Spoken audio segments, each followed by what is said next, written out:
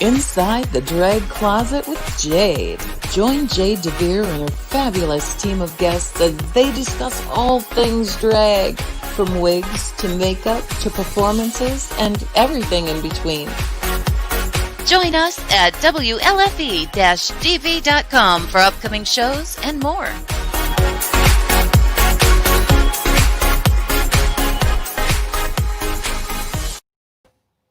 Well, hello there, kids. Welcome to Inside the Drag Closet, the show where we talk about all things drag and some things that aren't. Who knows? We're really just here to have a good time. I'm your host, Jade, DeVere, and I have to talk about the who, what, wheres of me. Jade DeVere, I have been performing for over 10 years now. I'm actually giving you a bit of a what right now with what am I wearing. I'm wearing my lovely Fancy by Design jewelry. I have a necklace that goes with it, but I don't like it with this outfit because I like to show off the décolletage. That's French for rack. And I have a beautiful dress that I got years ago. And the funny thing is, this dress cost me $10. It's a beautiful floor-length gown. And tonight we're going to be talking about drag pageantry. So I thought, I'm going to zhuzh it up a little bit.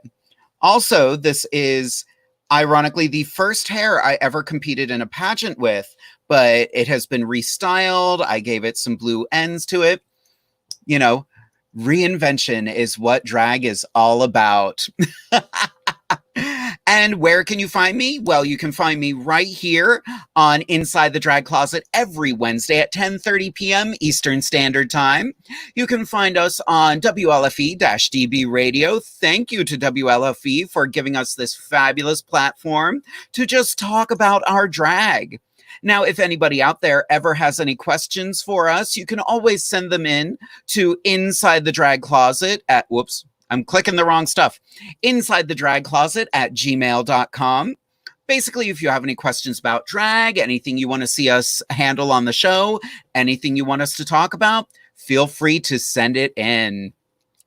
Looks like we already have a whole bunch of viewers, but nobody's commented yet. That is okay. Now, at any point, if you would like to help contribute to keep Inside the Drag Closet going, you can always follow me on Instagram or send me a tip through Venmo. That is at Jade DeVere, all one word. And I'm going to cough. I coughed glamorously. Now, tonight we do have a fabulous show for everybody. We have some fantastic guests. We have Divinity CRUZZ, who is our Miss Gay Pennsylvania 2019 and I believe 2020 as well. And I'm so excited to chat with her, Miss CATIA Lee Love, who was Miss Gay America in 2000. Tonight's going to be a lot of fun. We have a lot of drag royalty in the house this evening. We also have our fabulous woo girl, Shawnna. Now, a lot of people ask us, what is a woo girl? A woo girl is that girl in the club who just loves her drag performers, and you can typically identify her by her going, woo!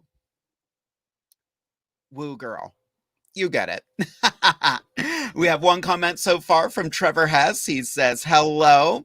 Now, Trevor Hess is also known as the fabulous River DeVere, who I am going to be having on the show hopefully in August. We're actually working on that schedule soon. Don't want to jump the gun too much, but that is when we're hoping to have Miss River on. But I can't do this all by myself, and I actually owe this next lady a lot of thanks for helping me put this episode together tonight.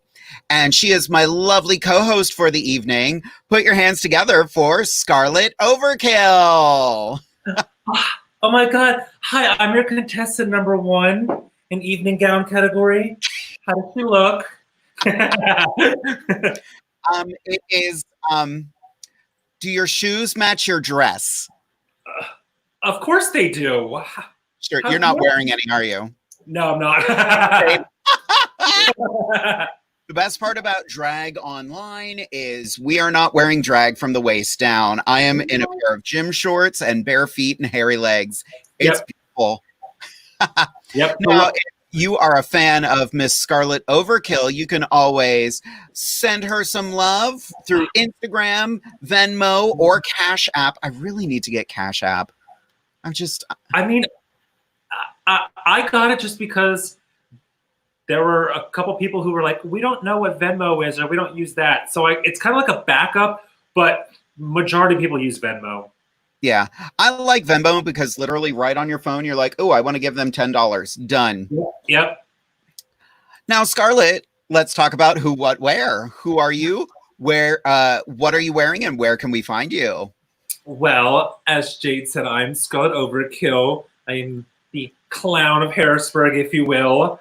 So you can find me in Harrisburg. I also do travel around, not so much right now, but when I have the chance, I do. I like to go anywhere, entertain anyone. What am I wearing? Well, the hair's by me, makeup by me. My dress is Fashion Nova.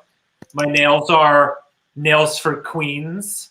The wonderful Ava Fierce. She is a 16-year-old girl living in Pittsburgh, making nails for like all the drag queens in the world. Like literally, for example, Cameron Michaels on season 10 of RuPaul's Drag Race, every set of nails she wore were made by this 15-year-old girl. That is an entrepreneur right there. Exactly. And then my jewelry is Raging Diva. It's Michelle Lee Sterling. It's a set by her. I always forget. I know it's something Diva, and I always forget what it is. So I just say Michelle Lee Sterling. Right. I'm like, I think that's what it is, Jeremy, right? I'm like, drag family, Michelle Lee Sterling. I'm actually hoping to have Michelle on the show at some point. We have to figure out her work schedule and stuff. But Michelle is actually part of a drag family, not just the Sterlings, but her brother does drag as well. Yep. And how do you know her brother? That's my drag mother. Miss Aurora Sterling is my drag mother. Exactly. Hopefully Michelle's not watching the show right now because technically Michelle started before Aurora. So that kind of makes her my drag grandmother, but we don't say those things to her. No. Cut your wig up. Yep. I recently became a drag grandmother, and I told my kids, you can call me Gigi or Nana, but I am not grandma. Yeah. We have another fantastic comment. Miss Gabrielle Dixon saying, yes. Gabby was our fabulous woo girl last week. Yeah, she was. But speaking of our woo girls, we should probably introduce our woo girl this week. Ooh, I'm excited. Skarlet, would you like to do the honors? Yes, bringing next to the screen. I almost said stage. Still not used to this virtual thing. So bring next to the screen my wonderful best friend from all the way from Pittsburgh, Miss Shawnna Crago. Yay! Hi! You're here. Did I hit that note right? Yeah. So Shawnna, who, what, where? Who are you? What are you wearing, and where can we find you? So my name is Shawnna Crago. I'm wearing this shirt. Lovely. I'm not sure where I got it. I've had it for years. I have this necklace. I'm pretty sure I got this thrifting. Nice. So I like to find treasures, I guess, if that's what you want to call it, when you go shopping. And then where am I? What was the third one? I already lost it. Where can we find you? Well, I answered one of them down below. You did. So you can find me on Instagram at s_critty2. I also have a Twitter. So my handle is at Lego my Crego, like Lego my ego. But not. Yeah, and I mean, I have Facebook. It's just my name. I think it's like under Noelle Shawnna. But yeah, I'm not really too active on a lot of social media platforms except for Twitter, but I have a Stan account, so I'm on that a lot. Oh, gotcha. We actually got another comment. Raving Diva Jules. Yeah, Derek, I was close enough. Because my husband's downstairs making sure we're saying the right things, and for that I love him. Aww. Gotta keep in check. Exactly. And he has another comment. Yes, Shawnna. I gotta stop. Oh, it's fun. You keep that energy going. Yeah. Now, something fantastic happened this weekend, and Skarlet, I wanted to talk to you about it briefly. You got to perform again. Yes. What was that like? Oh, where do I even begin? I mean, it was such a weird. I was enjoying myself because drag is what I love to do. I was in such a weird space, both like in my head and like performing, because it's been so long since I've been on a stage. So it was like getting back out there again. And then obviously we're in this like new normal, I guess you can call it.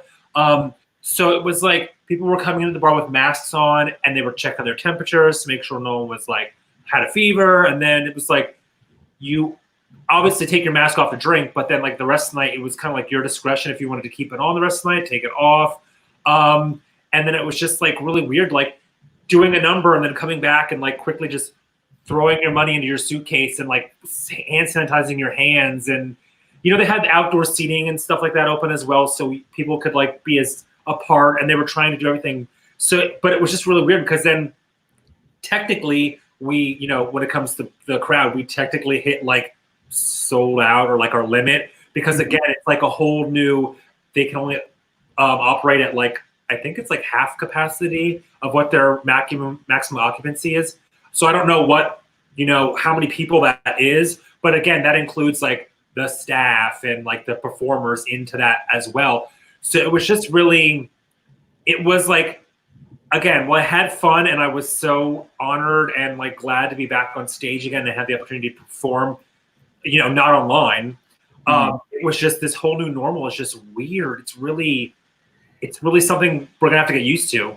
Yeah, I can only imagine. And now this was up at Heat in Wilkesboro, correct? Yes, correct. It was at Heat. And it was a Pride event, which, you know, fantastic. I'm so glad, you know, Pride is still a thing. Pride is still very important. We just have to be smart about it this year. Yeah. Even though Pride Month just ended, you know, Pride shouldn't be limited to just a month. Pride is a way of living. Definitely. So, yeah. But yeah, I wanted to know how that was. Now, Shawnna, are you still working? I am. Yeah, I'm an essential employee. So I actually work for my county, and I am a social worker. Oh, So, wonderful. yeah, it's been tough just because a lot of like the individuals we work with are being impacted heavily by the pandemic. So our agency, we are really trying to collaborate, meet, and basically develop plans to assure that, you know, those that are in need are able to continuously get those resources and have that access open, as well as like try to continue that social distancing and following those guidelines. And it's very difficult job as it is. This pandemic has not made it any easier, but I luckily have been able to still work. I'm just working from home. So that's fantastic. You're doing great work, and I love that. Thank you. I think we should get to one of our guests. Now, Yes. I met this queen a number of years ago, and we met very briefly. We were judging a pageant together, and then I didn't see her again until she was Miss Gay Pennsylvania. And I have a story I want to tell about her, but I want her here for it. So without further ado, I give to you all Miss Divinity CRUZZ. Hi, everyone. How are we? Good. Good. Now, Divinity, I have 3 questions for you.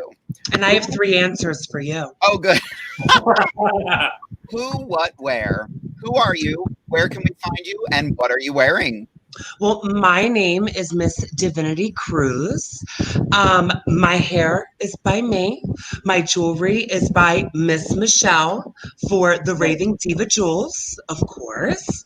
And my ensemble that I have is actually from my drag sister, Trixie.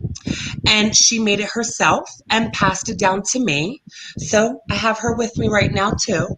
But yeah, where can you find me? Well, you can't find me in the Amazon, honey, but you can find me on Instagram at Divinity CRUZZ. I don't have a Twitter. I don't know how to fly, so I just would rather be on the ground. And my Facebook at Miss Divinity CRUZZ with 2 Z's because I'm extra. Why not? Yes. Yes. She said you can't find her in the Amazon, but you can find her on Amazon. Okay. Okay, You yeah. can't find me in the Amazon because I am the Amazon. Yes. She is going on my wish list. Now, I want to tell a fabulous story of how, like, my love for you, Divinity, just grew leaps and bounds at Central PA Pride a year ago. Our Pride, we have an all ages show going on at Pride and another show going on at the same time at Stallions. And we had wonderful bike taxis taking us back and forth. I was done at Pride. I was going over to Stallions, and I was just trying to carry my bag upstairs. Divinity was at the top of the stairs looking in the mirror, and she just saw me struggling. She didn't have a wig on, so literally threw her hand over her face, turned around, came down, grabbed my bag, and carried it for me. And I was like, that right there is our Miss Gay Pennsylvania. Yes. That made me so happy. You have made all of us proud. Yeah. Thank you so much. Thank you. So, Thank you. Skarlet or Shawnna, do either of you have any questions for Divinity? I guess why are you as beautiful as I am tonight? One. No, I kind of want to know, like, I mean, I know a little bit about what's going on because, you know, those of you who don't know, my husband Jeremy is the promoter for Miss Gay Pennsylvania, so he is Miss Divinity's promoter right now. So, like, with coronavirus going on, what does the rest of the year and your reign look like as Miss Gay Pennsylvania due to coronavirus? Well, you know, thank you for your question. That was a great question. The pandemic hit everyone in such a crucial way. My light, I always try to turn a negative into a positive.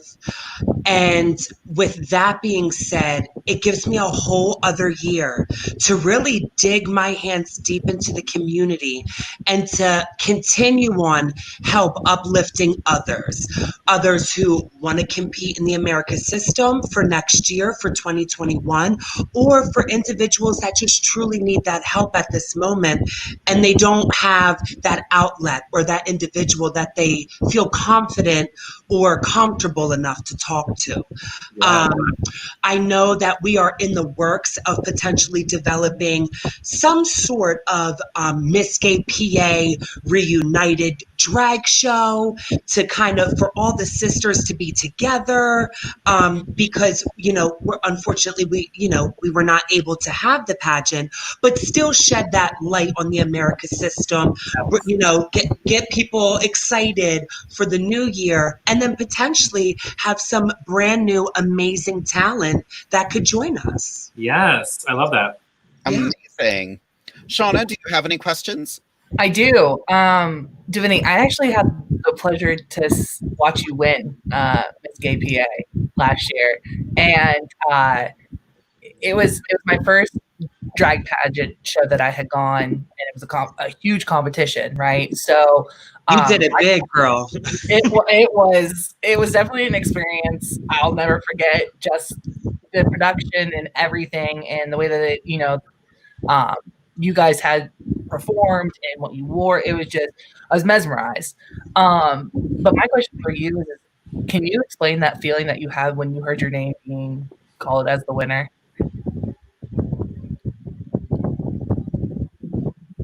It was truly an outer body experience.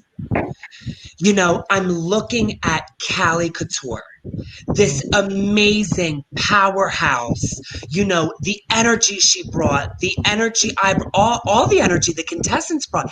And I'm standing there and we're holding hands. And honey, it was a slip and slide because I was sweaty. I was like, girl, I had this black velvet gown on. I was, woo, you know. So, and when they said first runner up, I was like, no matter what, you did this. You embraced it. You put your heart out on that stage. You should be proud of yourself no matter what. And when they said first alternate Cali Couture, I was expecting my name.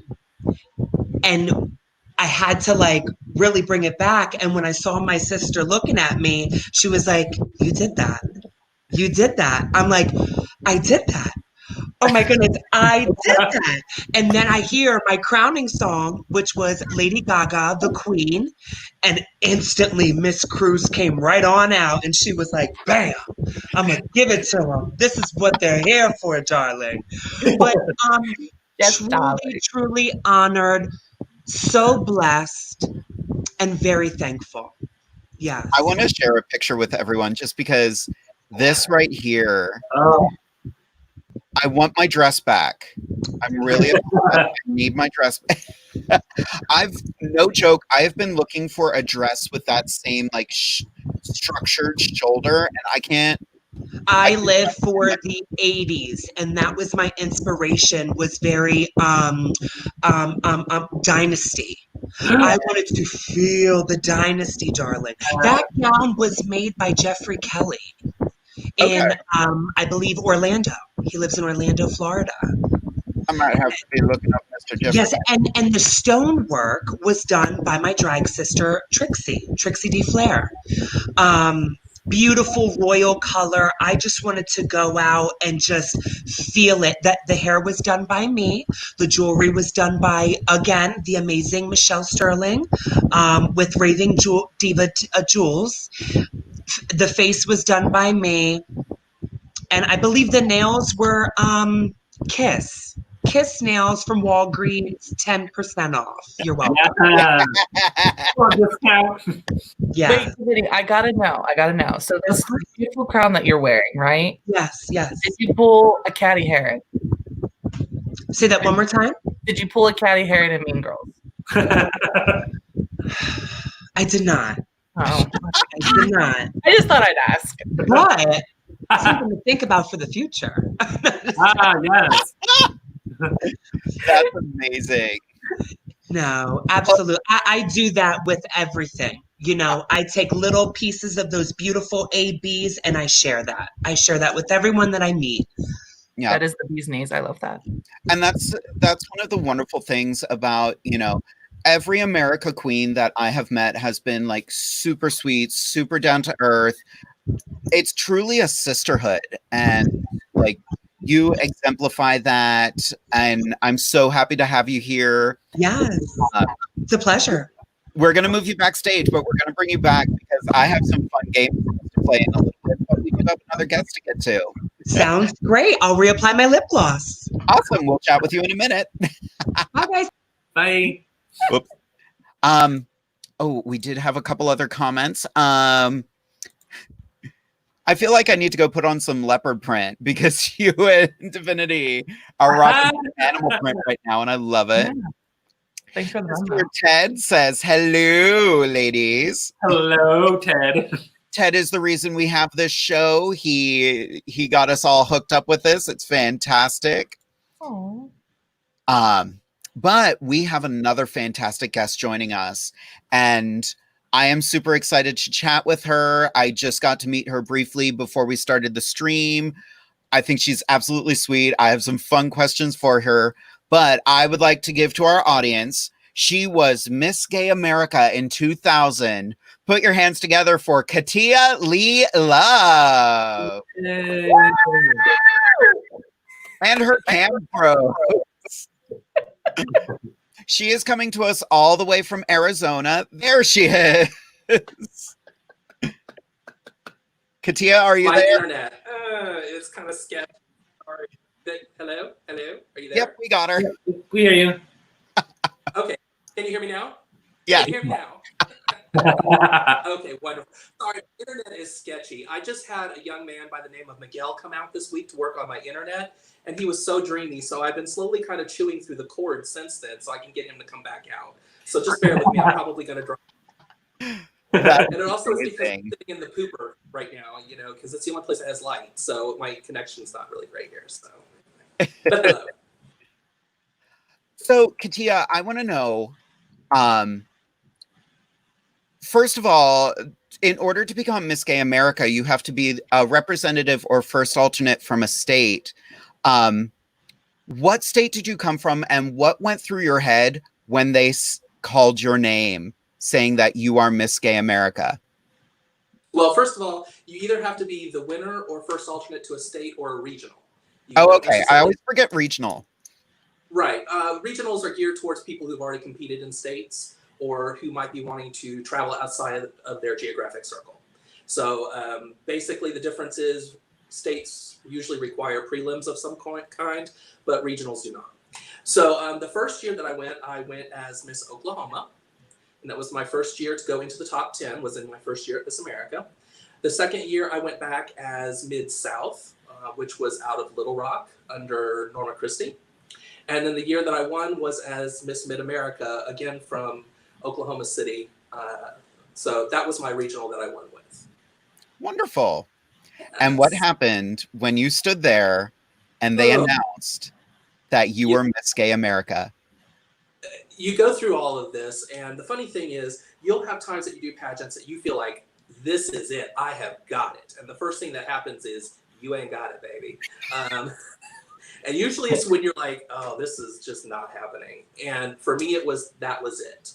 I thought I did a good job, but I really wasn't confident that I was necessarily the winner. So I'm standing there and I'm listening to everybody be called off in their placements, and I was like, oh, okay, because the year before I had been second alternate. So there's a lot of pressure there. You either move up or you go to the booger bus, one of the two. So I'm like listening to this going, oh my gosh, here the chances keep going down, down, down on that. And so when they called me as the winner, it didn't really register at first because I didn't really feel that was how that was going to happen. And so I kept waiting for that magical, oh, wait, we've made a mistake moment. And then I'm like thinking to myself, okay, well, when they do that, don't get pissy. But after that, funny enough, because I'm a little bit of a different creature, I've always treated pageants very much like dance competitions, which was the world that I came from prior to pageants, in that you spend all of your time preparing and all these years preparing, and the second you don't win, you're thinking about the next event and the next event, that when they called my name, actually the first thing I thought was, now what? Now what? I'm like, I don't have to think about next year, what's going on? And then probably about an hour later, after everybody's like, you know, huddling around you and congratulating you, then you're like, oh my God. So I think everybody feels a little bit differently with the experience. So I know my impressions of that probably were not typical. That's amazing. I love that story though. That's great. Yeah, it's pageants have because that was the world that I came in. You did results. You, as long as you kept putting upon yourself, you kept going. Yeah. And I've heard stories of girls who compete year after year after year to become Miss Gay America. And Yes. that determination, I applaud that because I am lazy. I would have said, oh, 2 years, I'm good. Now, I want to talk about two things. One thing I learned about recently is this right here. Can we talk about Frockin' Fierce? Yes. Is she We frozen? got to get Miguel back over to her place to fix that internet. Yeah. You on speed dial? Oh, it's still not there? Are we good? We got you back. You know. Hello. Okay, sorry. Obviously, I'm going to be spending half my time saying hello. Yes, Frocking Fierce. Thank you very much for bringing that up. Actually, in my normal day job, I actually work for the company that did 12 seasons of Dancing with the Stars.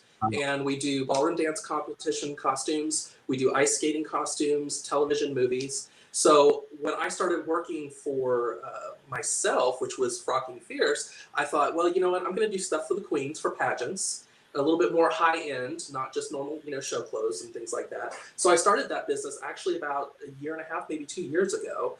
I've always sewn for people on the side, and I make everything that I wear.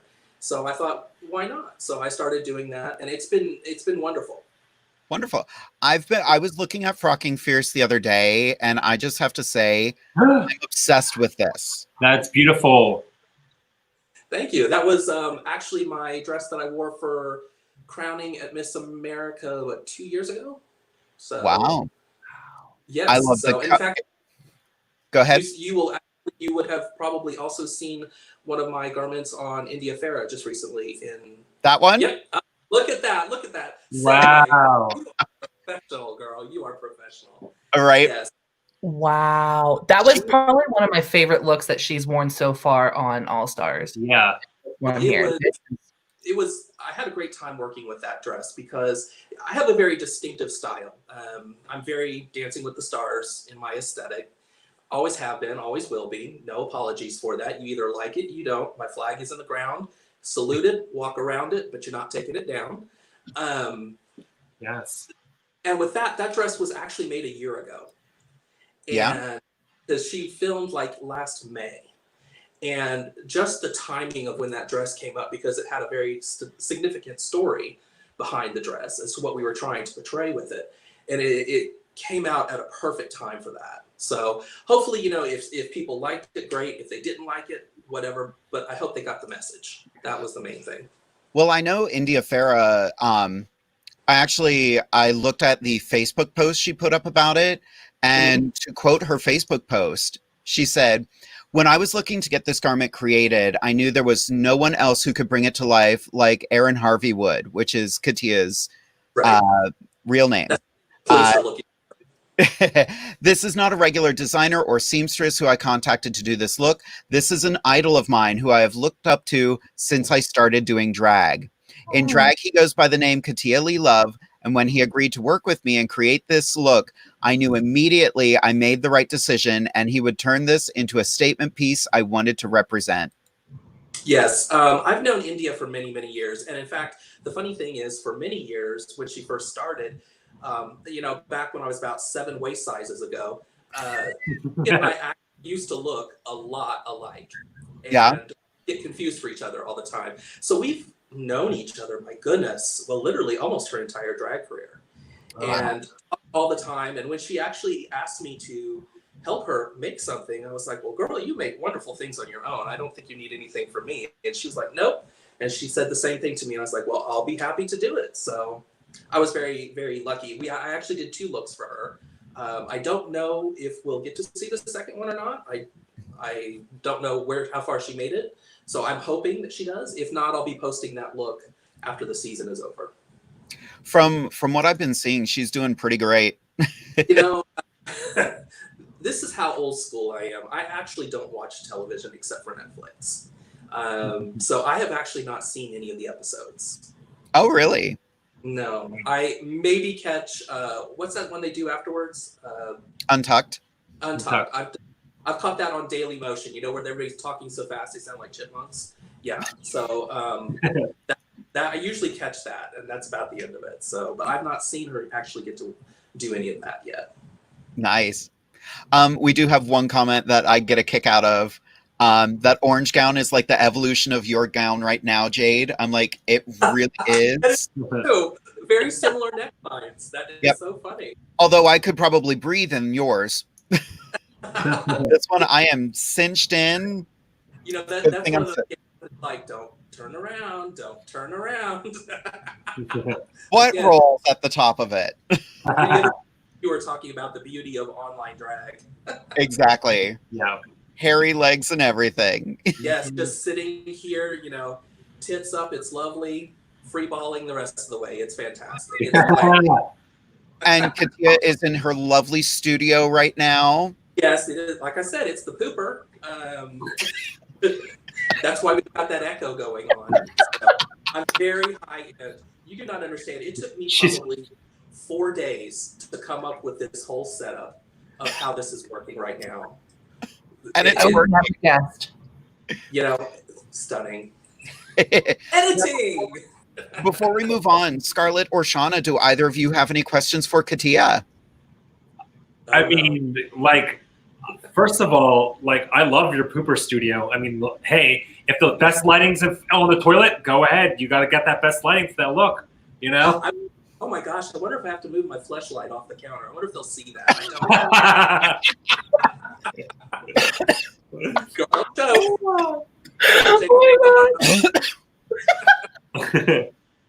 I just drank Kool-Aid. How dare you? Oh, Wow.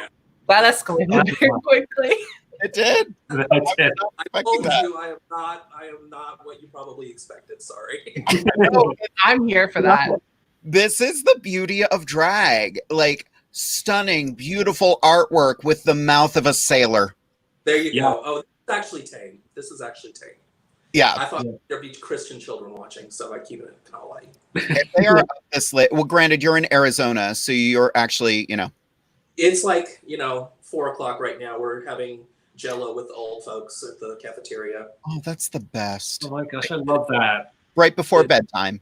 Right before bed, exactly. I need to wrap this up. Right. Oh my god. So, any last questions for CATIA before we move on? I was just going to say, well, mine wasn't really a question, mine was just a statement, but like, I didn't know that you made that outfit for India, and like everyone else said, sickening outfit. And I do know that you design and sew for people, because Jade's as well, our lovely drag sister, a former Miss PA, Aida Stratton, raves about your stuff. She's wonderful to sew for. She's a great shape. She's got a great skin tone. The blonde hair and everything, it worked really well. Her coral gown that I made is one of my favorite gowns that I've really ever made. And she just models everything so beautifully and statuesque. So it's lovely. I've enjoyed working. And she is always singing your praises. Yeah. I appreciate that. I definitely love that coral gown. I think I'm going to have to get one for myself. Oh, by all means. I'd love to. Yeah. I'd love to. Yes, definitely. Well, we are going to keep the show moving right along. Thank you so much, CATIA. Now, before I let CATIA go, usually on the show, I ask everybody for their Instagram and their Venmo. CATIA actually made a very beautiful offer, and I love everything about this. In lieu of sending tips to CATIA, she would like people instead to donate to the NAACPLDF.org, which is, can you explain that? Educational Fund. Yes, the Legal Defense and Educational Fund. Wonderful. I love that. I think that's very important right now. They're doing fantastic work. It's important all the time. Obviously I don't want to say we're facing a new world here, because this world has existed for quite some time. But we are at least in a situation where there is heightened awareness about it. And as much as the world is swirling right now, I really see that the importance is going to be in creating systems that break the systemic racism out there. And that's not just going to happen from a protest, and it's not just going to happen from a couple of pieces of legislation coming from Congress. We really have to reform the entire thing and educate the new generations, because the one thing that I've really noticed over the last few weeks of trying to educate myself further is that we have really been void of legitimate, true history. And so I wanted to be able to do something in some small way to help towards a future that is past just the protests. That's amazing. That's such a good cause. So hopefully people keep it to heart all the time. Yeah. So please, folks, please donate. Again, the website is NAACPLDF.org. I was on the site earlier. You can find a lot of information on there. So please look them up. Do what you can to be part of positive change. Thank you. You Yes. bet. Now, the rest of us are going to take a little bit of a break, but Skarlet is actually going to give us her little segment, which will be a little bit of a makeup tip for everyone. So, Yeah. Skarlet, take it away. All right. Hello, everyone who is watching. If this is your first time watching an episode where I'm the co-host, as Jade said, this is my segment. During my segment, I will be talking about makeup, whether it's products I like, products that are really good for me, maybe they're tips, tricks, or secrets to makeup, and maybe in the future I'll try and bring up some scandals or something. I don't know, but just discuss makeup. So tonight, what I wanted to do, this is actually, I was struggling today. Our last episode, we had Honey LeBronx as a guest. She is the vegan drag queen. So last time I kind of discussed a little bit about I'm vegan as well and cruelty-free. So all my makeup I buy is vegan and cruelty-free. So last time I kind of discussed that. Wasn't sure what to talk about tonight. So thanks to Jade, she brought up the lovely idea that since this is a pageant episode and I'm the co-host, ironically, for it because, yes, I look like a real woman, that I would talk about like the different styles and aesthetics that come with makeup when that, I should say, excuse me, that are for drag queens when, they get all did up and, that have all their makeup on and stuff. Because as you can tell, I paint a little over the top, a little dramatic, overkill, if you will. But I think that's the power and the, let's say, the creativity of drag.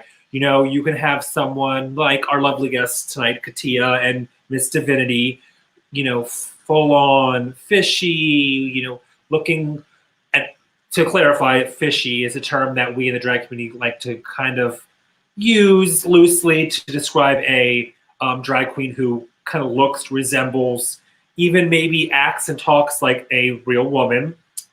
So, that's one style of drag. And when it comes to the pageant world, pageant drag is a lot of natural, soft features, wearing smaller hair, wearing more like, as you can tell, I have my daggers. I always gonna wear my daggers. But like, just a French tip nail or something, very soft and subtle features. And then there's my style of drag. And I just like that drag has endless opportunities. You can do pretty much anything you want to do with drag. If you can think it and you can create it and you can wear it, do it. I mean, there's reasons there's crazy like purple hair and crazy print outfits and eyeshadow palettes like what I'm wearing with blues and pinks and purples and oranges and all kinds of colors in. So that's the nice thing about drag is, you can get creative with things. You can take all these different colors and patterns and just throw it together and whip it all up and make something.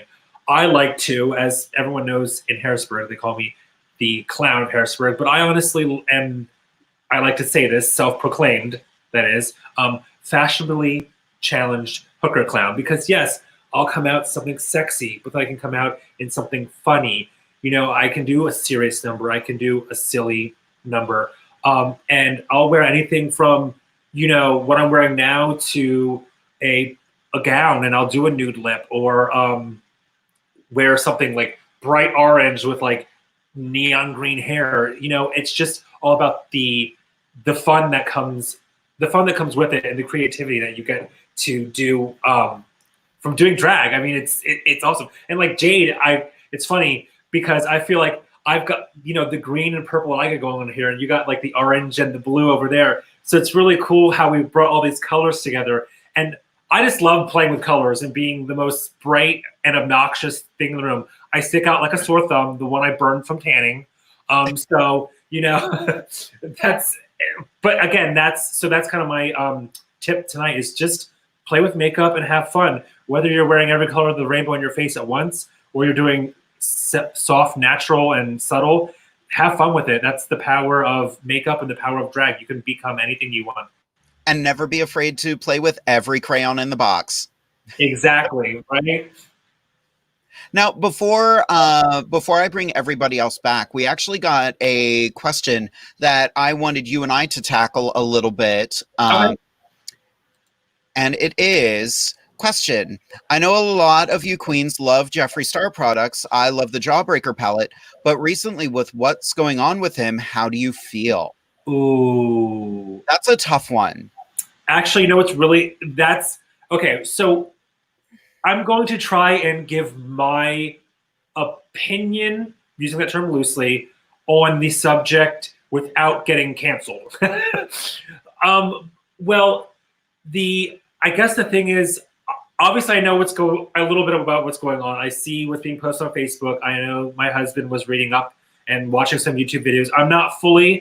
Disclaimer, I'm not fully 100% of what's going on, but that was something I was kind of aiming to talk about during my makeup segment tonight, like a scandal, if you must. But again, I didn't know 100% what's going on.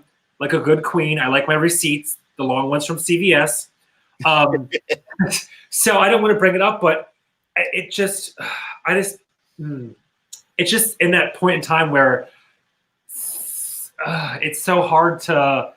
It's difficult to know what's going on. It's difficult to know what's going on and have an opinion and make a decision because there's just so much that's up in the air.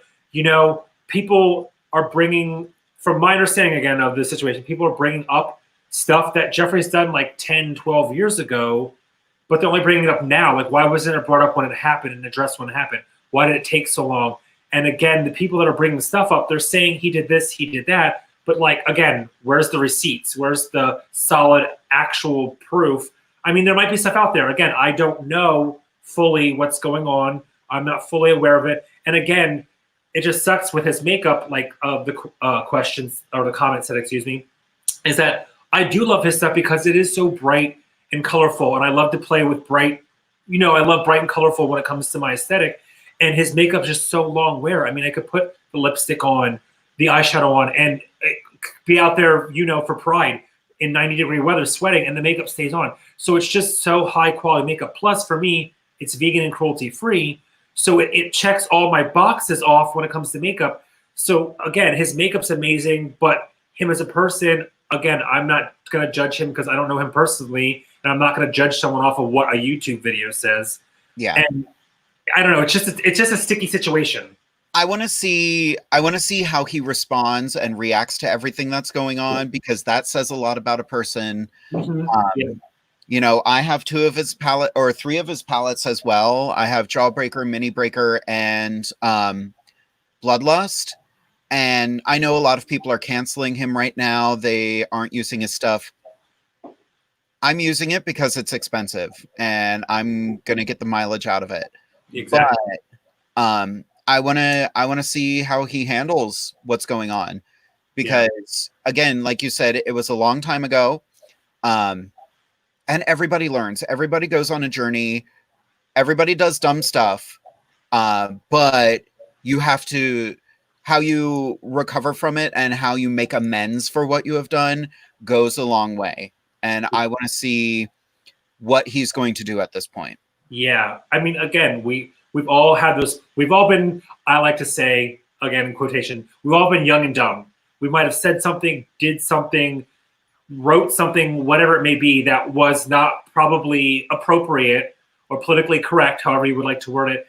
But if you're willing to apologize and make amends and grow from it and fight for change and do for better, then I think that's something that should be looked upon as well. Don't keep negatively addressing something that happened a while ago if this person has changed for the better and is making progress and helping out towards change for the better. Exactly. And like we discussed with CATIA, this is a time to learn. I have been taking this time to try to make myself a better ally for my friends of color, my Black, Indigenous, people that I have in my life, people I consider my family. Same. Defend them, to be better for them. Yep. But we've gotten a little heavy, so let's get a little light again. Yes. Let's bring everybody back. We're going to bring back, first of all, Miss CATIA Lee Love. She looks fabulous. And also her mic is on mute right now, so we can't hear anything. Oh, it was right. I was cussing. Beautiful. Question y'all tackled there. Yeah, It was a lot. We also have Miss Divinity CRUZZ. Hey, girl. And of course, our woo girl, Shawnna. Hey. Wonderful. And now I want to play a fun little game. And this is something for all of us. Now, in the pageant world, one of the most tricky and crucial categories is always on-stage question. So I have found the top 25 pageant questions asked in an interview. Ooh, I'm excited. And we're going to go around, and I'm going to ask you each to give me a number, and I'm going to ask you that question. And I would like you to respond as if this was a pageant. Yes. Oh, and So, I'm not going to dish out without being able to take it. So, CATIA, pick a number for me from 1 to 25. Let's do 15. 15. Let's see. Ooh.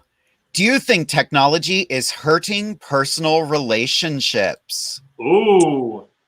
Yes. Hi, my name is Jade DeVere. I'm contestant number 1. Inside the drag closet. I am not one for doing the I am contestant number whatever, because if they don't know who you are by the time you walked on, they weren't paying attention. Right, they've missed the point. Yes. Do I believe technology is hurting personal relationships? I do not believe so. I think technology has been wonderful in bringing us all closer together and helping us connect to people that we may not have seen for years. Thank you. Wrong. Wrong. The answer Get is off the no. stage.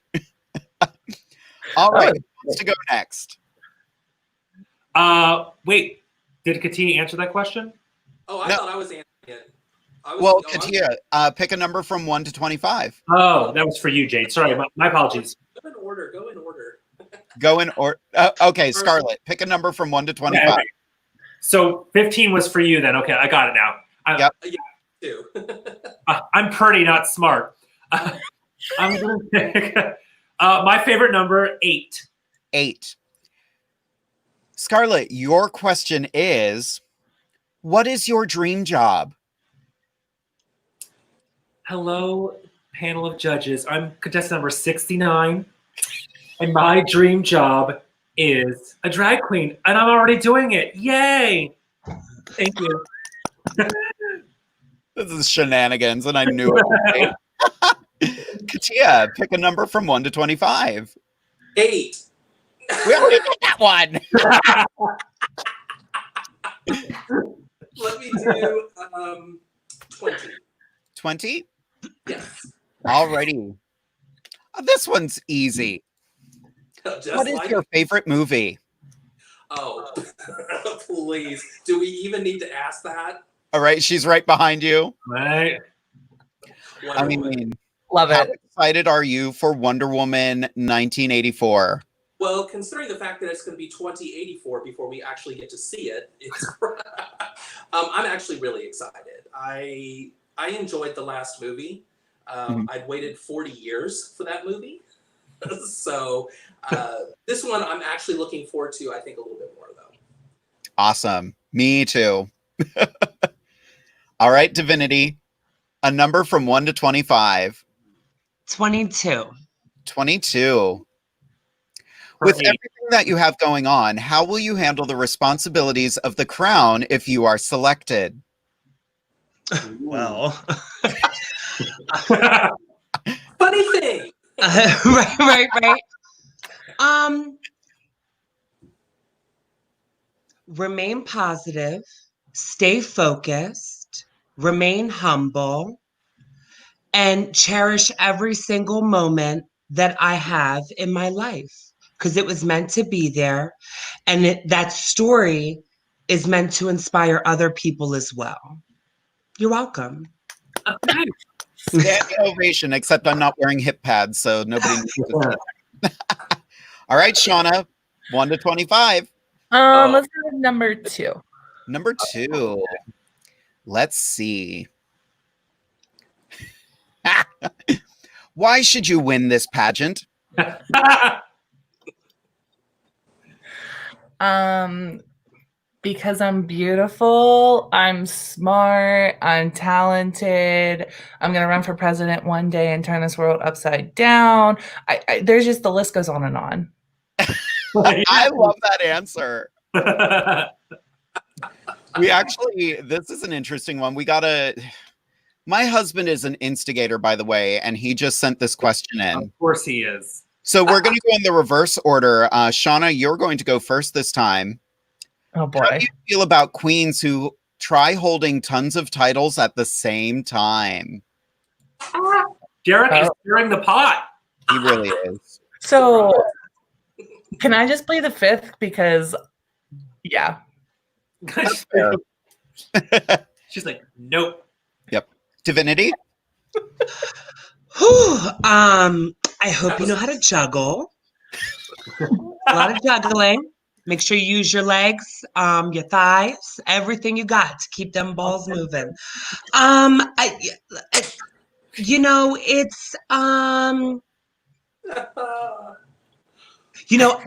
personally, for myself, I like to really focus. I want to give it my all. I want to make sure I do it right. And even if I make a mistake, learn from it, correct it for the future. If that's your thing, you go for it, baby. Personally, for myself, it's not my cup of tea. But yeah, I mean, if that's your zhuzh, honey, you zhuzh it. And you do it. CATIA? I think you have to take into consideration what the responsibilities of each one of the titles that you are running for entail. If you are running for multiple titles that require quite a bit. We got to get Miguel over there to fix that internet. Miguel. He might have been distracted by CATIA the whole time. He probably was the one who unplugged it. Yeah. Back now? We got you back. He started listening to Divinity's juggling balls and he got all excited. No, I would say you really take into consideration what the obligations are of the titles that you are running for. It is very possible to run for titles that maybe are like a bar title or a pride title or some other title that doesn't carry responsibilities such as preliminaries to them. Because you have an obligation when you enter into a competition that you are going to fulfill that obligation to whoever is the promoter or the system that you are running for. So is it possible to run for multiple? Most definitely. Is it possible to run for multiple that require full attention? It's not going to work for anybody. And you want to be able to walk away from that having, as Divinity said, inspired people. And you want to leave a legacy behind. And if your legacy is being flighty and not fulfilling what you're supposed to do and dropping the ball all the time, what are you really gaining? Because if you just want a rhinestone crown, you can get that at Party City. So I think you really need to balance and understand fully, and this is true with any pageant, understand fully what is the requirement of the position that you are applying for. Yes. That's perfect. Yeah. That's Skarlet, before we get to you, if anybody else has any questions for us, just type them away in the chat and we will be answering them. Yeah. But Skarlet, what do you think about queens who try to hold a ton of titles at the same time? I'm going to have to pretty much agree with one and two, build off of what CATIA said. I mean, at the end of the day, when you compete for a pageant, you have an application in front of you and a contract in front of you that you're signing saying that if I win, I will do these job duties, I will uphold these requirements and so forth that are set through in this contract as your title holder. So if you're out there having 3-4 titles at a time, how can you fully put 100% of your focus into the titles and really give your best job performance to that job that you have? Yeah, I agree completely. Like Divinity said, I'm one of those people who focuses and I'm going to put all of my eggs in one basket at a time. Kudos to girls who can multitask because I get distracted easily. Same. So that's not me. Well, and I think there is great value to be had with experiencing multiple systems multiple types of contests, because it hones your skills on how to compete in many different arenas. And it may challenge you to be creative in a way that you're not necessarily used to, but definitely need to are providing you this opportunity to run. You need to give it the best that you can. That's true. Definitely. Wiser words have never been spoken. We do have a fantastic comment here. Miss you all, hearts from Cali Couture. Hi, Cali. Cali Couture is the first alternate to Miss Gay Pennsylvania 2019 and 2020. She is amazing. Ooh, and she just asked a really fun question. Ooh. Favorite category in a pageant? Anyone want to start? Are we? Oh, I didn't know if we were going to go in an order or not. We can go in order again. Well, for me, because it's just bam, it's right there. As soon as you read the question, for me, it's talent. Just because I feel like that's really the category of the pageant where you can really show who you are. You know, whether you're lip syncing, singing live, dancing, putting up props in a set, like you can really your creativity has endless opportunities that you can really do whatever you want and show who you are as an entertainer. So I think talent category for me. Yep. CATIA? For me, 100% it is the vocal categories, being either male interview or an in-personal interview, whichever system you're doing, and or on-stage question. I like those because they are able to rely upon something that is free to give, which is information. You are normally talking about the one topic that you should be the most comfortable talking about, which is yourself. Mm-hmm. Also gives judges an opportunity through how you are talking with them to get an idea of an understanding of how you are actually performing as well. It can make a lot of times talents or gown choices make more sense to a judge if they understand your thought process. So for me, it is definitely the vocal category. Okay. Wonderful. I had never really thought of that, actually. Yeah. It's especially, I always do my vocal category first, my interview category first, because there is a lot of psychological battle that goes on in an interview. And it's not just verbal, it's also physical in your body language, in the way you're connecting with a judge at that point. That kind of gives you the opportunity and the leg up then to control them and their score sheets through how you can communicate with them and how you connect with them physically as well at that point. Wonderful. Divinity? Great answer, girl. Yes. I agree with you 110%. I mean, but I also love talent. I do. I love talent, but allowing yourself to be vulnerable enough so the judges can meet who you really are, that is very important. And at PA last year, I allowed myself to truly be vulnerable when I was on the stage for talent singing. Like, it was something I did when I was young. I buried it. I went through life. I opened it back up and I said, good morning, sunshine. Let's showcase this. So, I would, my heart says talent. I just love talent. Yeah. Shawnna? In talent, but I did prefer the speaking voice. Yes. My favorite category in pageants, I mean, I've only been to one, and it was the one that Miss Gay PA, that Divinity won. By the way, your talent had tears in my eyes. I'd have to probably say talent's probably my favorite too, because that's, I think, why I love drag shows so much, is the performance level. You have queens who are up there doing comedy bits. You have queens up there who are doing lip singing and dancing. You have queens up there who will do a prop, like a silent prop gig, or, dancing, like an interpretive dance of some sort. So I'm really starting, I think, as I've gotten older, to appreciate art more than what I used to when I was little. And I think with the talent category in pageants, it's giving those queens that opportunity to be a vulnerable person on stage and showcase something that they feel like, hey, this is what I'm talented in. Let me share it with you. Kind of just like when you're answering those questions, it's that same, how do you want to say it? I'm losing the word that I'm looking for. Like same connection, that vulnerability, going out there and sharing that with people. Gotcha. I love that. I've always enjoyed, I'm a theater geek, so I love putting together a talent category.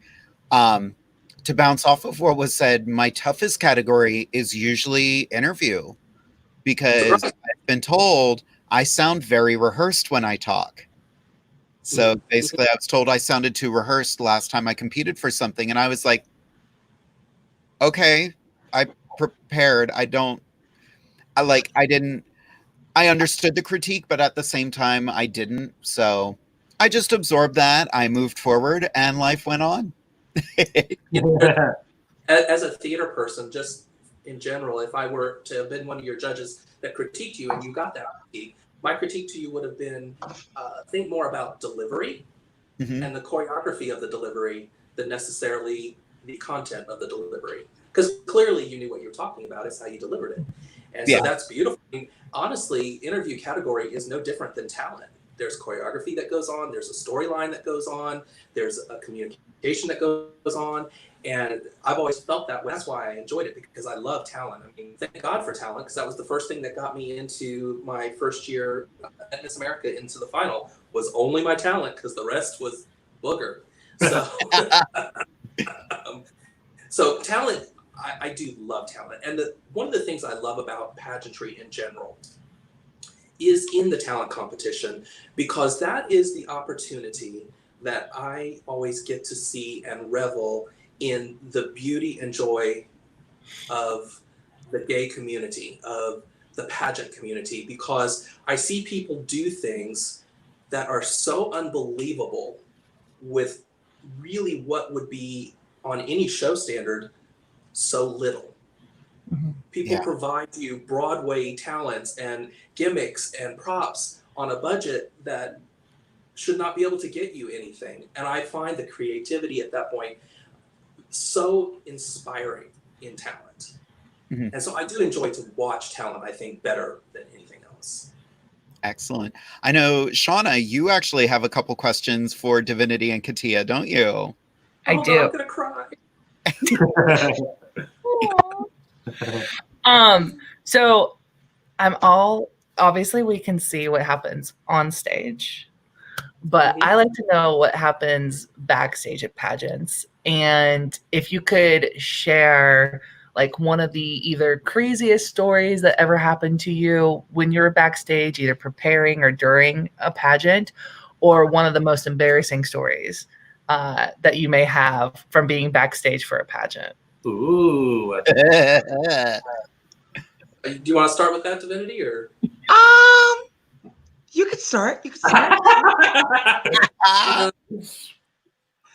Honestly, I don't have a lot of memories of things that went on backstage at a lot of contests. I usually try to be very, very prepared. I'm also a bit of a control freak. So while I will normally have somebody with me that is helping me out, I know 100% I can do just about everything to be done myself. So if things aren't moving quick enough, I take control and do it myself. I do recall more so things happening to other people and helping them with things that busted zippers. First thing that comes to mind is as Miss America, actually, one of the girls getting ready to walk out, literally 30 seconds before she is to go out on stage, the entire lining of her gown gets ripped out and is hanging down at her feet. And having to get down on my hands and knees and literally in just a couple of seconds hem this dress for her. You must be those are the type of things that I remember the most, because when it comes to me, I just go into a blur. I don't remember that much. I try not to be mean or anything, but I'm sure there's been some moments, allegedly. Embarrassing. Actually, embarrassing for me happened backstage but traveled on stage was the first year I went to Miss Texas. My very first year competing, I'd say 3 or 4 months into doing drag. Was doing an Egyptian mummy dance talent and had on a white outfit. So one of the girls backstage said, "I'll put the napkin in your collar, you know, that you make on there." Stunning, great, did that. And you already know where it's going. I can see your face. Walked out and did the entire talent number with this napkin flapped up out of my yeah, well, it was an embarrassment. But, you know, back then it was the world to me, so who cares? But not one judge noticed it. That's amazing. That's great. Oh, but I do remember that. Wow. Wow. Divinity, Thank anything embarrassing? At Miss Gay Northeast Pennsylvania America, which was the city prelim that I ran for to compete for Miss Gay Pennsylvania America, the theme was all that's glitter is gold. And I had this beautiful sequin gold gown, and I was inspired by the, I believe it's 1997 Bob Mackie Gold Edition Barbie, because I love Barbie.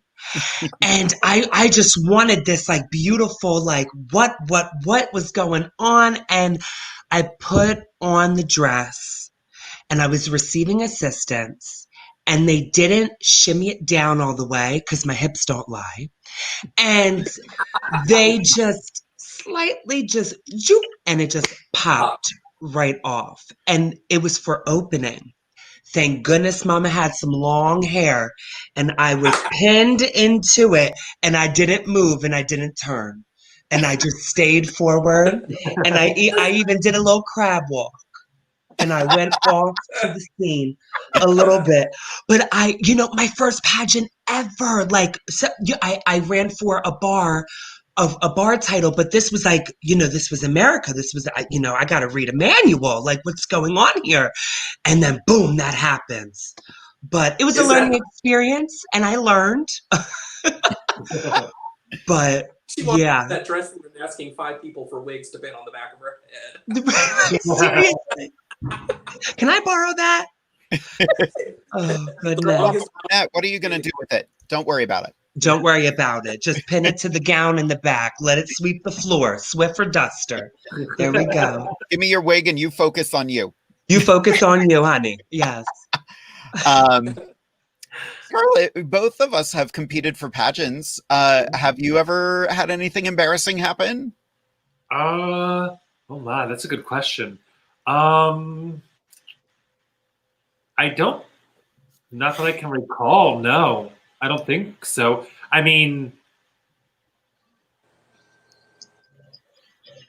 no. I'm trying to think of like if anything like embarrassing or crazy has happened to me.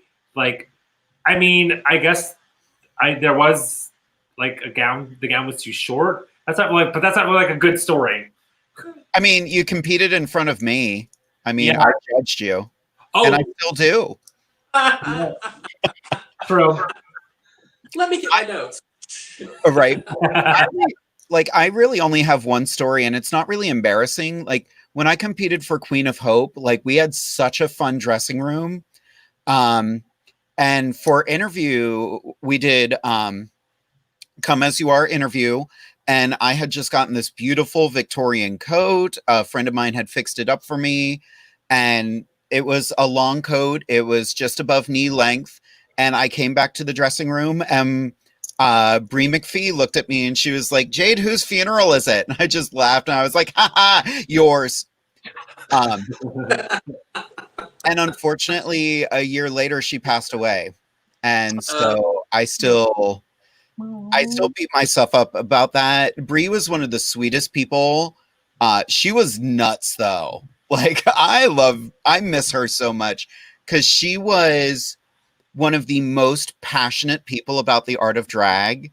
She just loved it so much. She wanted to do all the drag she could, but unfortunately, she passed way too soon. Wow. Yeah. We do have another fun question. And again, nobody cares about me, Skarlet, or Shawnna. They're addressing everything to Divinity and CATIA now. Wow. We're the guinea Hang on. pigs. We're going to come back to this question in just a second because the smart ass downstairs just sent this. Jade, didn't you smack your face off a chair during talent for the pride that you won? Listen. Here. That's a receipt. That's a good He's story. not wrong. I competed for Miss Central Pennsylvania Pride, and I had never competed for anything before, and my talent number was I Can't Do It Alone from Chicago. And during the number, I cartwheeled over a chair. And when I was done with that cartwheel, you could see the mark from where my makeup rubbed off on the chair, and I was fairly certain I had broken my nose. And I stood there, I'm like, I'm sure there's blood streaming down my face. Oh my I'm good. And I ended up winning God. with nothing but a talent number and a chair. No pain, no gain, baby. Oh, there was pain. Oh, I was in pain. But the other question was for Divinity and CATIA, how much money should a queen who is interested in pageantry expect to spend on a winning package for a major system? I'm going to bring that to CATIA first. You know, that's going to vary upon the contestant. Realistically, they are very expensive to do. You are wanting to invest in things that have good quality. Now, that does not mean that everything with a high price tag is quality. If you are a contestant who is on a budget, there are ways for you to economize on what you're doing. In other words, you don't need a $1,700 outfit. You might be able to do it on $99 if you know how to tailor it, if you know how to make the appearance look rich without being rich. If you are a queen that has an amazing amount of talent to you, that has a talent that does not require you to have all backdrops and the props and whatnot, don't be afraid to do that. You are most definitely able to do that. Usually the category for most people that is truly as expensive is going to be evening gown.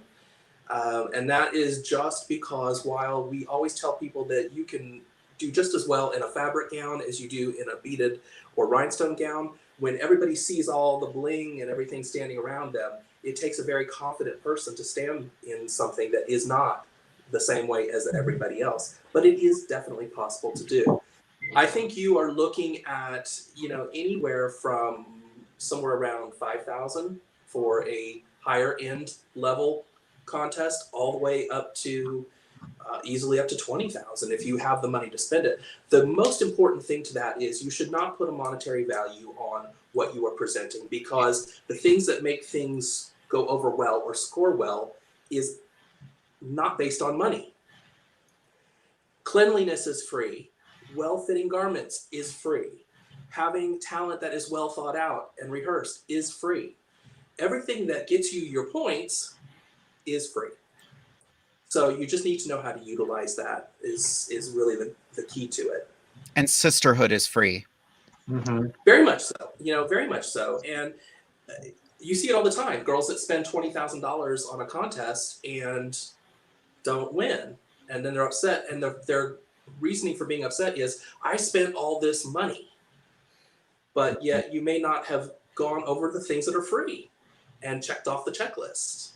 I unfortunately had that happen in my first pageant. Like I said, my talent number was me in a chair, and I had other queens who had set pieces and backup dancers and lots going on, but I kept it simple, I kept it streamlined, and I kept it polished and fun.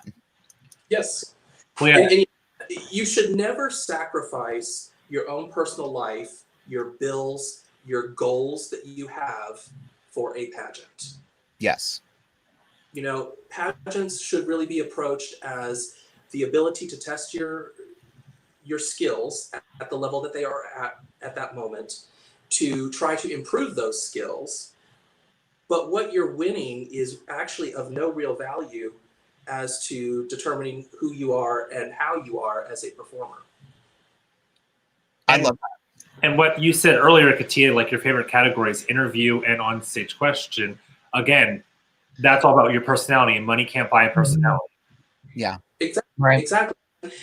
I mean, obviously, you do have to invest. You do have to invest in things and make sure that what you do is well put together. But you don't necessarily need to feel like you have to spend $20,000 to do a pageant. Yeah. Divinity, do you have anything to add to that?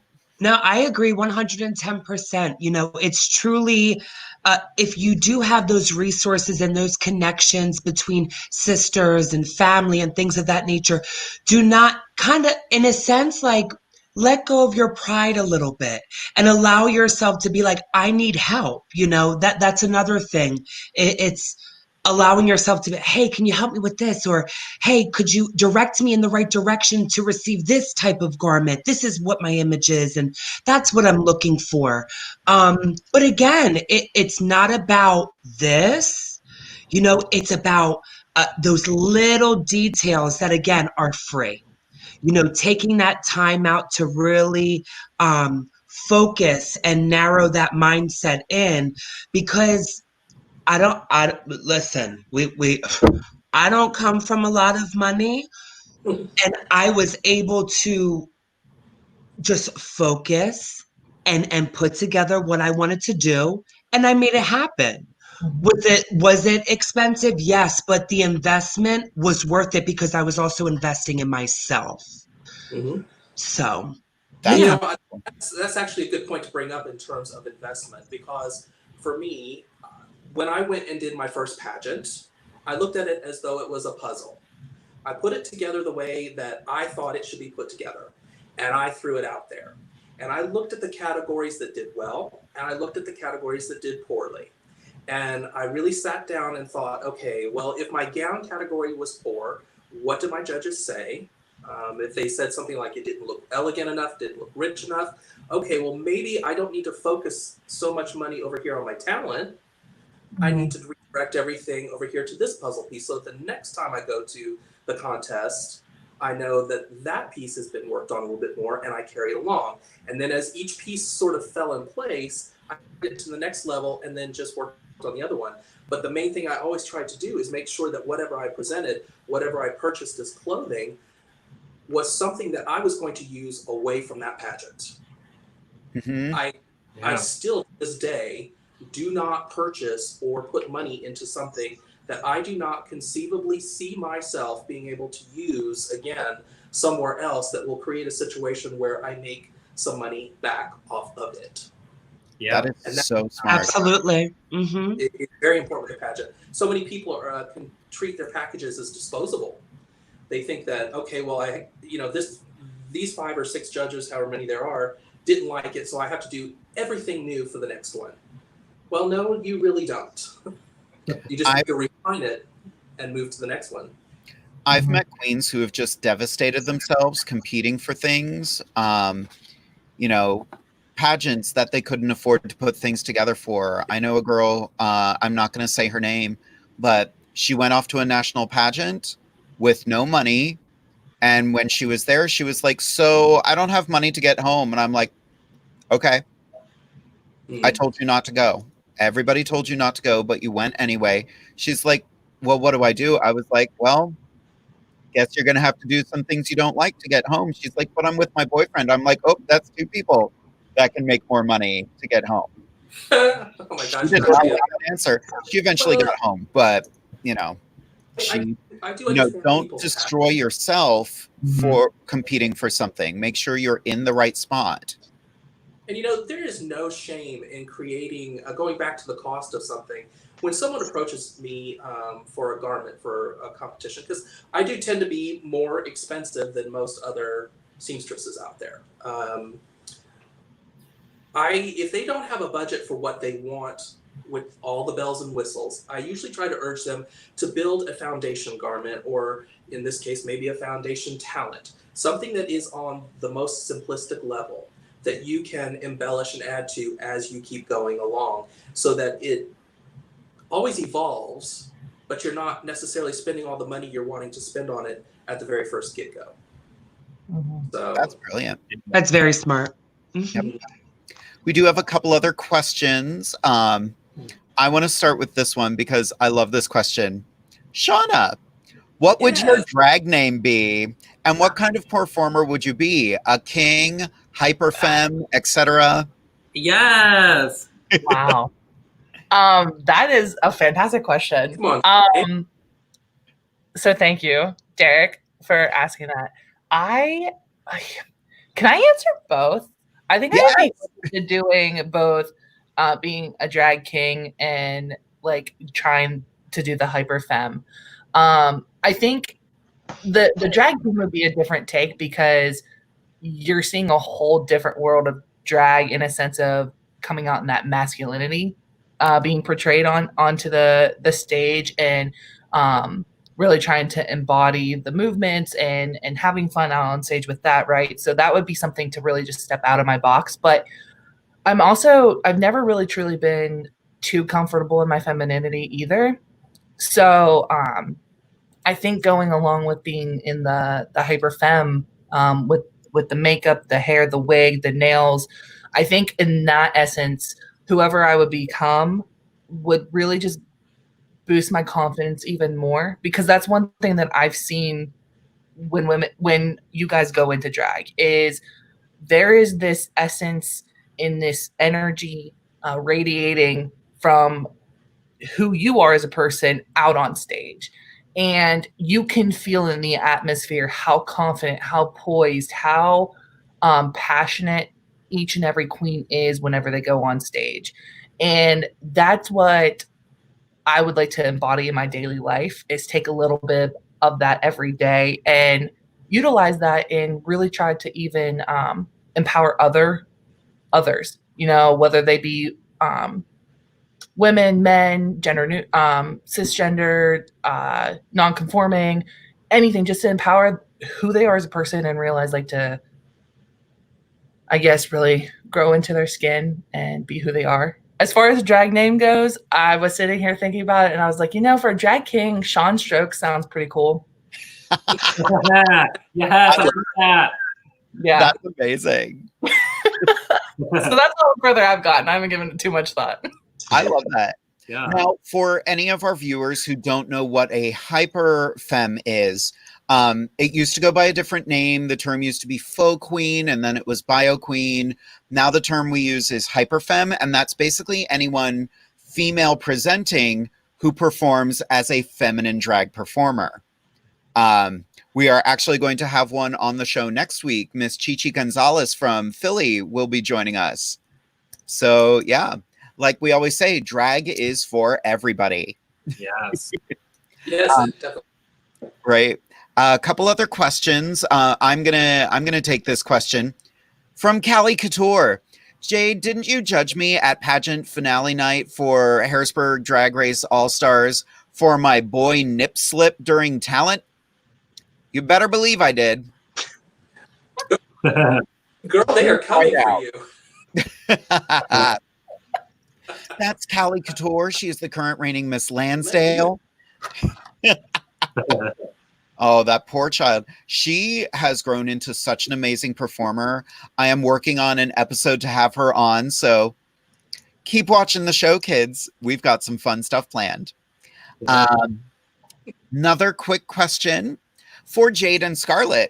If you were to compete for a major system, which one would you pick? Skarlet. Well, I've thought about it before because it's a system that I could compete for and still be myself. No offense to the America system, but as we can tell, looking at this thing that's on screen, I'm not a beauty queen. So for me to, and I've done it before though. Jade knows when I won Miss Central PA Pride, because that was like the first title that I really wanted to like compete for and win and actually like have a platform. Like sure, I had bar titles before, but I mean, a bar title is a bar title. They're the same pretty much all around. But when I ran for Pride, I was like, I want to run for Pride, and I want to win this because I want to show people that like you can be this weird, stupid, silly clown and still like be entertaining and still like give positive energy out to the world and have a voice and this and that. So like when I competed for Miss Central PA Pride, I was like, well, if I'm going to do this, I guess I should do it like a real pageant. So I came out in full on, like I had my husband help and my drag sister Ashley put me in full on like fishy drag, and I had this beautiful like sequin gown. Like I went full on, but I'm surprised I won actually, because it was like, while I was having fun with the pageant and I was putting my all into it, I could tell like it wasn't me. Like the face and the everything I was wearing just wasn't me, because that's just not my aesthetic. It's not what I go for. So for me, a system that I could run for and still have my aesthetic and be me would be comedy queen. So I would love to run for comedy queen maybe in the future. That's perfect. Very similar answer. You know, actually for years, people were trying to convince me to run for America. And while I have the utmost respect for the America system, I always felt that that wasn't really my path. I was like, something, it didn't quite speak to me right. So, you know, I've met a lot of the queens, and we've gotten to have a lot of the queens from the comedy queen system on this show.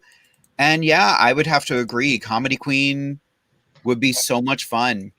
Now, to go back to what Skarlet was just saying, let's take a look at this. Look at that beautiful creature right there. Oh my! That I wish I had a picture right now to like put up next to it. I literally, and everyone was saying it that night, I literally look just like my mom. Oh yeah. I like just the features and stuff, and like the way my eyebrows were and stuff that night, like literally my mom. Yep. Wow. She was glamorous. I remember being the. Did I judge that year? For Pride? Yeah, that was. No, it was. I was emceeing. Yes, that's right. You were emceeing. Because they keep wanting to put a microphone in my hand for some reason, because that works out well. But yeah, I have one more question for everyone. This is going to be our last question of the evening. But again, this comes from Trevor or Miss River DeVere. This is a really good one. We're going to go around starting with Shawnna. What does the future hold for you all? What other titles have you set your eyes on? I mean, I hope that my future holds me to be on a continued path of growing, just being the best version of myself. I definitely have a lot of goals that I want to accomplish. Like I want to travel. I really want to see other countries, meet other people who have different stories, and that's why I'm in the job that I am in. So that's where my future holds, is that I definitely want COVID to be gone and for me to be able to do the things that I want to do and continuously grow. Yes. Wonderful. Divinity? What does my future hold? What other title? Well, definitely Miss Gay America for sure. I definitely want to go back. My experience at Nationals was everything. And I truly took that moment and I watched and I observed and I learned, and I was a dehydrated sponge when I got there, but I soaked it all up, honey. You had to squeeze me to get on that train to get back home. But yeah, I just want to continue on inspiring others, and making sure that I allow myself to be open for change and for development within myself, you know, because that's, we all learn, we all grow, and that's what I hope for. Yeah. That's perfect. I'm excited for the future. I really, really am. I think good things are coming. Absolutely. I 100% agree with you. I'll take this next and we'll work our way back over to CATIA, because Miguel needs to get over there. Let's just... Yeah, I'm planning on taking this show as long as we can. You know, we have a fantastic, we already have all of July planned out. Next week, we have Anastasia will be joining me as my co-host. Our lovely woo girl will be Monica. She said her wife, Steph, might join us as well.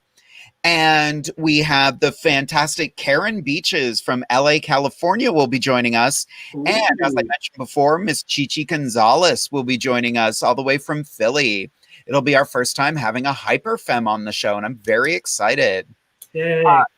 The rest of the month looks very exciting as well. On the 15th, we are having a Stratton takeover.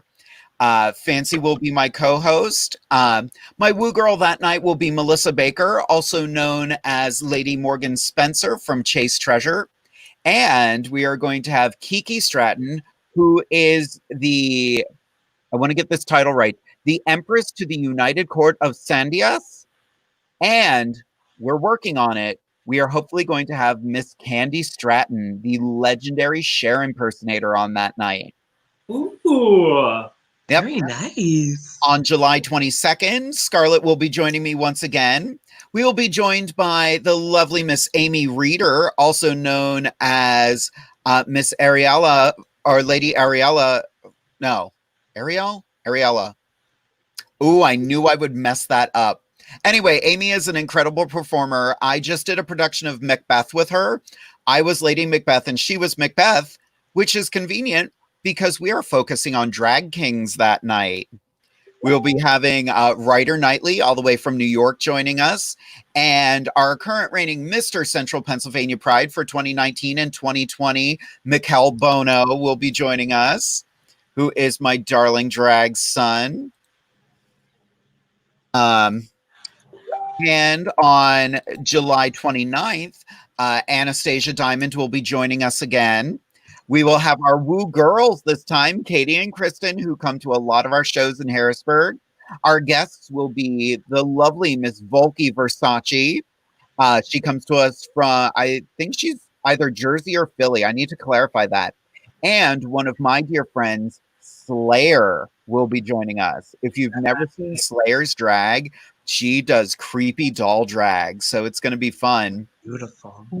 And on August 5th, we are going to be having a night with our co-hosts again. Yes. Everyone had so much fun with our first episode, we decided in August we're going to have a pajama party. Yes. I got a pink onesie, girl. I'll wear it. Right? I have a panda onesie somewhere. It's going to be shenanigans. Yes. But yeah, that's where the future is going to be taking me. Skarlet? Oh, for me, let's see. What does the future hold for me? Well, hopefully more drag. I mean, 2020 started out amazing. I was able to actually, for my day job, if you must, I was able to go from full-time to part-time and like focus on my drag more. And, you know, I had so many amazing things planned for the spring and the summer. And unfortunately, a lot of that got canceled because of Corona. So hopefully in the future, when Miss Rona decides to get her Uber from the club, take her drunk ass home and go to bed, then I can get back on stage and, you know, get back to doing some shows. So that's the future holds for me. As far as titles, well, like I said, maybe in the future, once I have some money and I can get to that national level, do Miss Comedy Queen. And honestly, there's nothing sexier than confidence and nothing better to have as a drag queen than confidence. And maybe in the future, America's Next Drag Superstar. Oh, there you go. There you go. So, and last but not least, CATIA. Is this connected? Is it working? Yes, you are working. We're still sending Miguel over there to say hi. Well, that's why it went out. No, absolutely no more contests for me. I was Miss Gay America 2000. I was also Miss US of A Classic 2011. Both were systems that I really, really wanted to be a part of, and I'm very pleased to have done that and feel very accomplished in that. Honestly, right now, without being like too much of a Debbie Downer, I'm dealing with some very serious foot issues. So I'm actually planning on probably having foot surgery here within the next couple of months. So my goal really for the next, probably next year, will be to actually be able to do drag. at least in a way that people won't read me, because the likelihood of me being able to wear a pair of heels is probably going to be gone for the future. So there'll definitely have to be a reinvention, but just to be able to do it would be my goal as far as drag was concerned. You know, I plan to take an online taxidermy course. I would like to learn how to do. No, you know what? Honestly, they're all like, "Oh yeah, girl, that sounds great." I plan to turn somebody in for a reward, so I don't have to worry about COVID spending anymore. But sorry, I should be serious. Honestly, I learned a very big lesson with this year, because I had big plans for this year, possibly a relocation, possibly a different job, and of course, as of March, everything got basically chucked into the garbage can in terms of that. So I kind of learned a lesson in that, stop maybe making so many plans so far ahead and just kind of live with what's going on right now and worry about next year when we come to next year, and so on. So like I said, definitely step number one is to be able to take a step. So that's where we're going to go. That's amazing. Yeah. Like, ladies, it has been so wonderful having you all here this evening. This has been fun, educational, irreverent, silly, everything I could have ever imagined. Again, if everybody out there had a wonderful time, I'm going to toss this up one more time. If you had a great time tonight, please do not hesitate to donate. CATIA has graciously offered, in lieu of getting tipped tonight, donate to the NAACPLDF.org. They're doing incredible work, and they're helping everybody become better people. Simple as that. Yeah. But yeah, thank you all for joining us. Again, tune in next week. We are here every week, 10:30 p.m. Eastern Standard Time. Good night, kids. Bye.